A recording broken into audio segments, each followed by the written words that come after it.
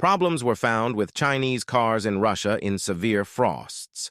In Russia, owners of Chinese cars faced an increase in the number of breakdowns due to severe frosts, which led to an increase in calls to car repair shops. According to media reports, the main malfunctions were problems with stoves, malfunctions of instrument panels, and multimedia devices, as well as problems with fuel pumps in JAC and Haval cars. Also, in low temperatures, some cars experienced battery discharge, making it difficult to start the engine.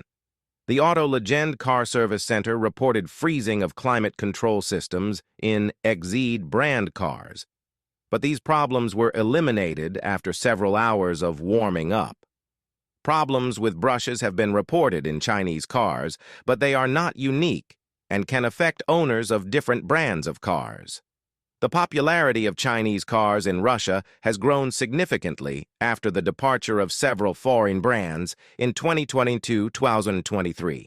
In the first 9 months of 2023, 406.5 thousand ChineseCars were sold, which is 4.8 times more than in the previous period, despite the growth in sales. By December, about 175,000 unsold ChineseCars had accumulated in the warehouses of Russian dealers, indicating market saturation.